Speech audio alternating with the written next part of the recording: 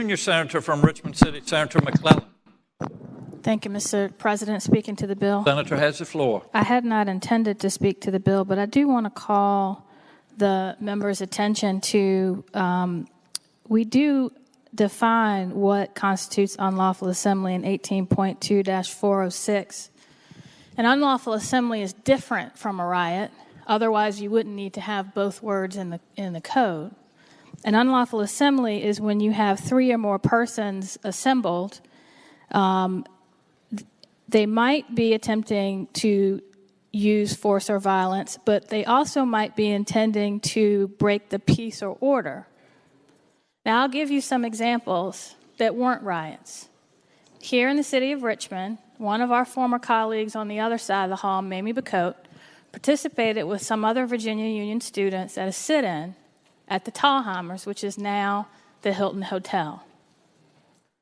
They were unlawfully assembled at the lunch counter because it was against the law for them to sit there without the owner's permission. And the owner wouldn't let them sit there because they were black.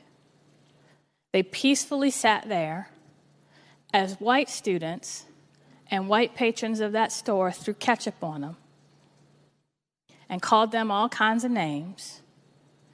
And that, once the store owner or the police told them to disperse if they remained, was unlawful assembly. And this bill would subject them to jail, a $2,500 fine, or both. There are many examples. When we had a protest here in the city of Richmond, over 1,000 people, if the police come and say disperse and you don't hear them, which is very possible, and you remain, you're guilty of unlawful assembly and could be jailed or given a fine of $2,500 or both. This bill goes farther than increasing the penalties for a riot. It does subject peaceful protesters to a penalty that, quite frankly, in many circumstances could be too harsh.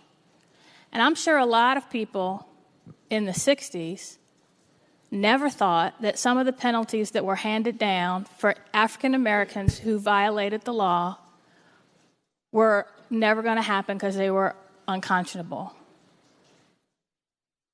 I got many family members and friends and constituents who can tell you about they got the maximum penalty for exercising their right to civil disobedience. So let's be clear, this bill is about more than increasing the penalties for a riot, and I hope that you vote no.